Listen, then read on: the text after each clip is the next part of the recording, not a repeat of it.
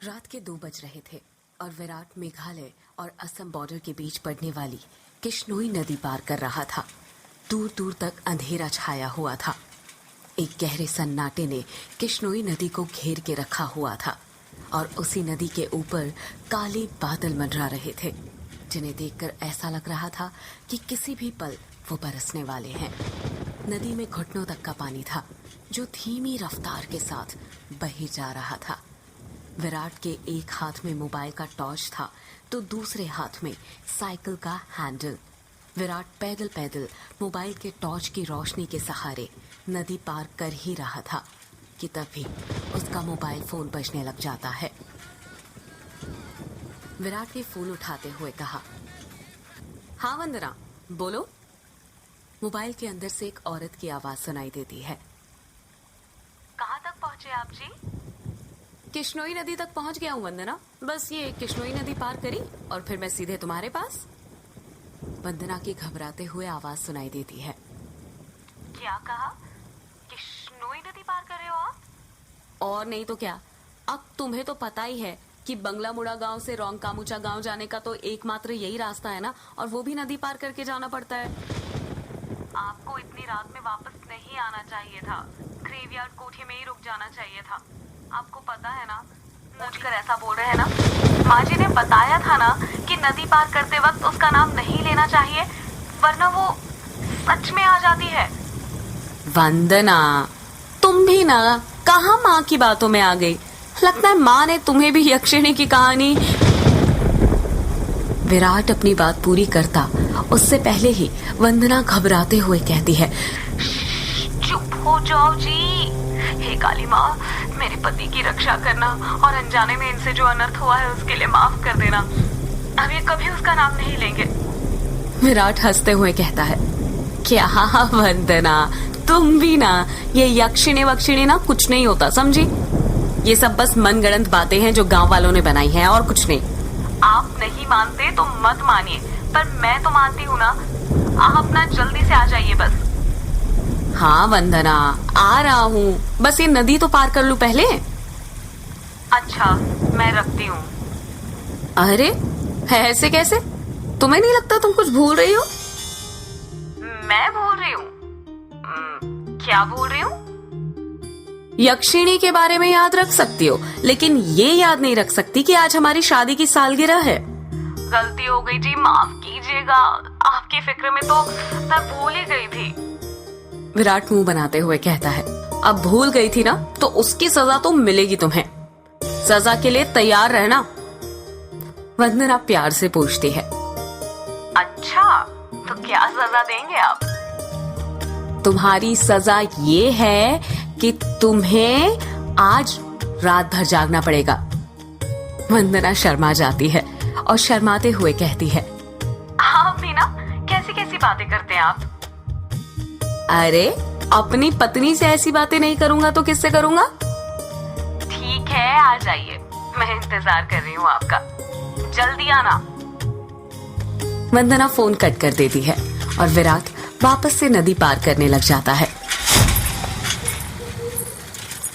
अभी विराट ने 1-2 कदम आगे बढ़ाए ही थे कि तभी उसको पायल बजने की आवाज सुनाई देती है। विराट को लगता है कि उसके पीछे से कोई लड़की भागते हुए निकली हो। पायल की आवाज सुनकर विराट जहां पर था वहीं पर रुक जाता है और पीछे मुड़कर देखने लग जाता है। जब वो पीछे मुड़ता है तो सिवाय अंधेरे के उसे कुछ दिखाई नहीं देता। उसके पीछे कोई नहीं था। ये वंदना भी ना यक्षिणी का नाम लेकर ना मेरे मन में ना उसका वहम डाल दिया है और वही वहम डरा रहा है अब मुझे। और वैसे भी मैं तो खुद यक्षिणी से मिलना चाहता हूँ। बड़े चर्चे सुने हैं उसके, सुना है बड़ी खूबसूरत है। इतना कहकर विराट वापस से आगे बढ़ने लग जाता है। विराट मुश्किल से अभी 1-2 कदम ही चला था कि तभी उसे नदी के किनारे पर एक काला साया दिखाई देने लग जाता है। उस काले साये को देखकर विराट के कदम अपने आप थम जाते हैं। साये को देखकर ऐसा लग रहा था कि जैसे वो विराट का ही इंतजार कर रहा था। काले साये के पास से पायल के बजने की आवाज और चमेली के फूल की खुशबू आ रही थी। विराट के हाथ पैर कपकपाने लग गए थे। विराट डरते हुए कहता है, कहीं वंदना की बातें सच तो नहीं थी?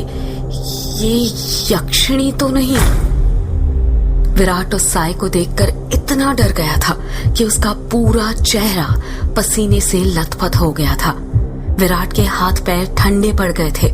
उसका दिल जोरों से धड़कने लग गया था। उसे समझ नहीं आ रहा था कि वो क्या करे।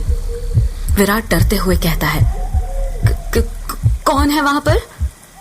कोई जवाब नहीं आता है। सन्नाटा अब भी छाया हुआ था। विराट अपने मोबाइल का टॉर्च उस काले साए पर मारने लग जाता है। जब उस टॉर्च की रोशनी उस काले साए पर पड़ती है तो विराट देखता है कि वो साया और किसी का नहीं बल्कि एक लड़की का था। नदी के किनारे पर एक बहुत ही खूबसूरत लड़की खड़ी हुई थी, जिसकी उम्र करीब 24 साल और लंबाई 5 फीट 2 इंच थी। उसकी लंबी सी गर्दन, गुलाबी से होंठ, बाल खुले हुए जो उसके कमर तक आते थे, उसका गोरा बदन और उसी गोरे बदन पर उसने काली साड़ी पहन रखी थी। वो लड़की किसी अप्सरा से कम नहीं लग रही थी। वो इतनी खूबसूरत थी कि कोई भी मर्द उसका रूप देखकर अपनी हदों को भूलकर उसकी बाहों में मदहोश होना चाहेगा। वो लड़की अपने हाथ से विराट को इशारा करते हुए अपने पास बुलाती है। उस लड़की को देखकर विराट भूल गया था कि यक्षिणी जैसी कोई चीज भी होती है। विराट अपनी साइकिल को वहीं पर छोड़ देता है और जल्दी जल्दी उस लड़की के पास जाने लग जाता है, जैसे उसके बदन में कोई आग लग गई हो। विराट उस लड़की के पास जाकर उससे धीरे से पूछता है, कौन हो तुम और यहाँ पर क्या कर रही हो? क्या नाम है तुम्हारा? लड़की अपने चेहरे पर मुस्कान लाते हुए कहती है, नाम में क्या रखा है, जो रखा है काम में रखा है। कैसा काम? लड़की विराट की आंखों में देखते हुए कहती है, वही काम जो तुम घर पर जाकर अपनी पत्नी के साथ करने वाले थे। तुम उसे आज रात भर जगाना चाहते थे ना? क्या तुम मुझे नहीं जगाओगे? उस लड़की की आंखों में एक नशा सा था, जिसे देखकर विराट सब कुछ भूल गया था। ऐसा लग रहा था जैसे वो उसके वश में आ गया हो।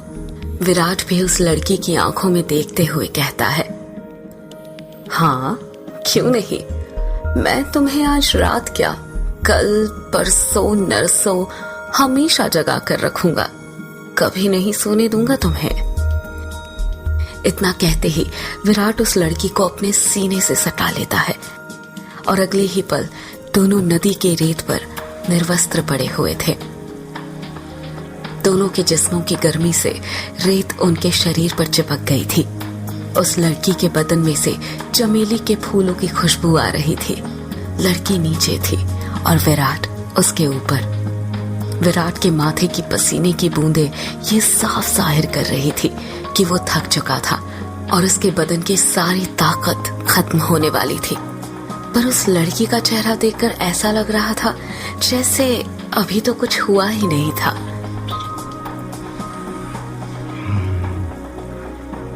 उसके अंदर की प्यास अभी बुझी नहीं थी।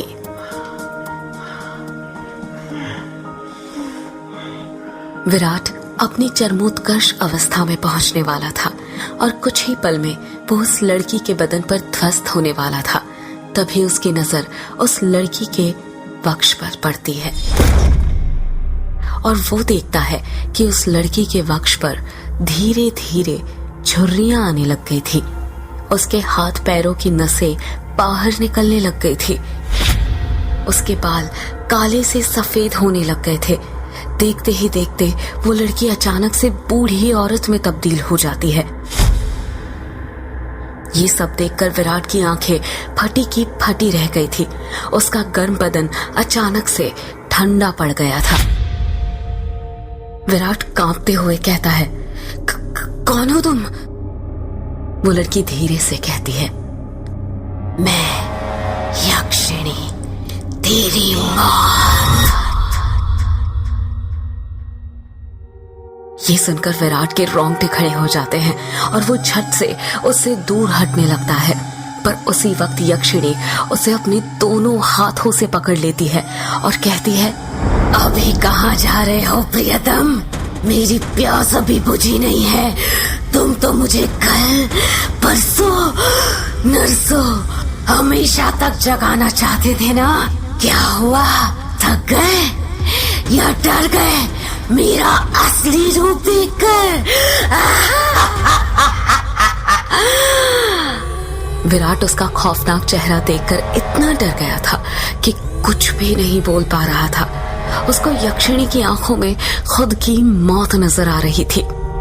यक्षिणी गुस्से में कहती है, वासना की प्यास में तू ये भूल गया कमीने कि तेरी पत्नी वंदना तेरा घर पर इंतजार कर रही है और तू यहाँ पर मेरे साथ।